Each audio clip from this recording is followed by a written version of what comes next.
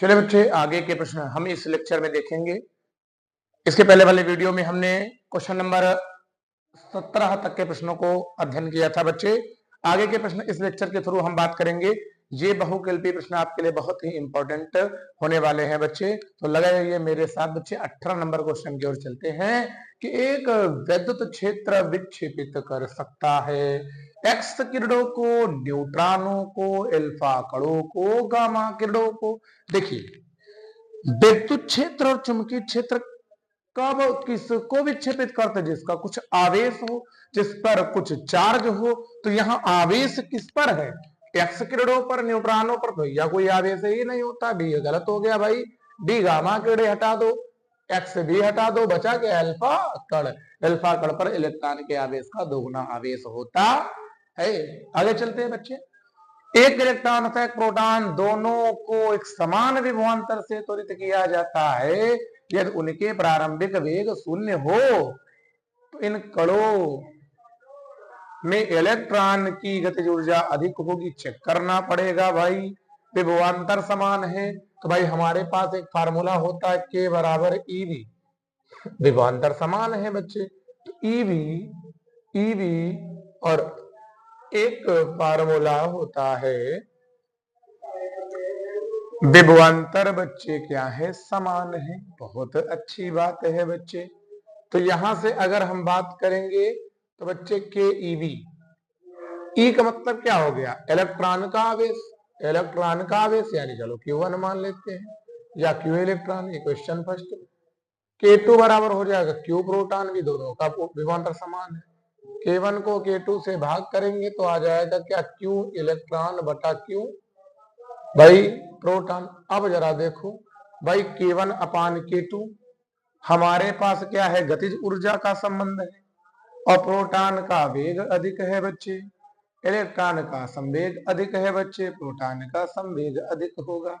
चलिए भैया, संवेग के लिए क्या चाहिए? द्रव्यमान गुणे वेग चाहिए। द्रव्यमान गुणे वेग चाहिए बच्चे। तो एक काम कर लेते हैं भाई, अगर मैं चार्ज देखूं तो चार्ज दोनों पर बराबर होता है और इलेक्ट्रॉन पर माइनस में होता है, प्रोटॉन पे क्या होता है बच्चे? प्लस का। तो जाहिर सी बात है बच्चे कि अगर मैं बात करूंगा प्रोटॉन के लिए बच्चे, तो भाई यहां से एक फार्मूला मेरे पास मेरे लाल और होता है। चलो भाई, एक फार्मूला होता है बच्चा के बराबर हाफ mv स्क्वायर, यानी के बराबर इसे 1/2m p स्क्वायर लिख सकते हैं बच्चे। तो के इनवर्सली प्रोपोर्शनल p स्क्वायर, मतलब जिसका द्रव्यमान कम होगा उसकी गतिज ऊर्जा ज्यादा होगी। तो इलेक्ट्रॉन का द्रव्यमान कम है, इलेक्ट्रॉन की गतिज ऊर्जा ज्यादा होगी। इलेक्ट्रॉन की गतिज ऊर्जा अधिक होगी बच्चे। मगर यहां से एक समस्या आएगी बच्चे कि इलेक्ट्रॉन तथा प्रोटॉन दोनों को समान विभवांतर से त्वरित किया जाता है। और जब बच्चे समान विभवांतर से त्वरित किया जाता है मेरे लाल, तो याद रखना बच्चे, हमको विभवांतर भी समान दिखाना है। चलिए, बड़ा ही आसान सा है, देखते हैं भाई कैसे होगा। चलो भाई करते हैं कैसे होगा। तो एक तरीका हमारे पास हमको नजर और आ रहा है। ठीक है बच्चे, हमको विभवांतर भी समान करना है। तो ये हो जाएगा के बराबर ई। तो Q1 B बराबर आपका K1, या K1 को लिख सकते हैं हाफ mv स्क्वायर। ठीक है बच्चे। अब यहां से अगर इसको हम संवेग बना ले बच्चे, तो विभवांतर तो समान है बच्चे। विभवांतर तो मेरे लाल समान है। एक यम से गुणा करा लेते हैं, एक यम से भाग। तो बच्चे जब यम से गुणा भाग कराएंगे तो क्या होगा? Q1B बराबर ऊपर वाला तो संवेग बन जाएगा, यानी p स्क्वायर बटा 2m। क्वेश्चन फर्स्ट हो गया बच्चे। तो यहाँ 1 कर लो। तो Q2V बराबर क्या हो जाएगा? Q2V बराबर T2 स्क्वायर बटा 2m। समीकरण 1 को 2 से क्या कर दे? यहाँ पे इलेक्ट्रॉन का द्रव्यमान है, यहाँ पर प्रोटॉन का द्रव्यमान है। तो मतलब जिसका आपका द्रव्यमान ज्यादा होगा उसका संवेग ज्यादा होगा। तो प्रोटॉन का द्रव्यमान ज्यादा है, प्रोटॉन का संवेग ज्यादा होगा, तो भैया प्रोटॉन का वेग अधिक होगा। गलत है। इलेक्ट्रॉन का संवेग गलत है। ये ऑप्शन हो गया, प्रोटॉन का संवेग अधिक होगा। ठीक है बच्चे, कैसे हो गया भैया, इसको इधर लाओगे तो हो जाएगा यम प्रोटॉन डायरेक्टली प्रोसेस संवेग। द्रव्यमान आपका संवेग के प्रोपोर्शनल होता है, यानी कि द्रव्यमान जिसका ज्यादा संवेग उसका ज्यादा, तो द्रव्यमान प्रोटॉन का ज्यादा, संवेग भी प्रोटॉन का ज्यादा। ओके बच्चे, नेक्स्ट अगला प्रश्न है, बहुत प्यारा प्रश्न है। E बराबर 0 वाले विद्युत क्षेत्र में विभव V का दूरी r के साथ परिवर्तन होगा। E 0 हो गया तो ये वाला तो हो नहीं सकता। ठीक है, E 0 हो गया। अब R वाला भी, R वाला छोड़ ही दो बच्चे, R वाला छोड़ ही दो। E 0 हो गया तो R नहीं लेंगे, तो R पर निर्भर नहीं, यानी B नियत होगा। ऑप्शन कौन जाएगा? D। क्यों बच्चे, क्यों क्यों? सुनो सुनो सुनो, अगर भाई E = 1/4π होता है, E = V/D होता है, जब आपका E 0 हो गया तो R का मान बहुत अधिक हो गया। अब बहुत अधिक मतलब R पर निर्भर नहीं करेगा, यानी कि V नियत होगा बच्चे। अगला प्रश्न है, एक 5 सेंटीमीटर त्रिज्या वाले धातु की खोखली गोलीय सतह को इस प्रकार आवेशित किया जाता है कि इसके तल पर 10 वोल्ट का विभव हो। भाई खोखला गोला है, अब खोखला गोला समविभव पृष्ठ होता है।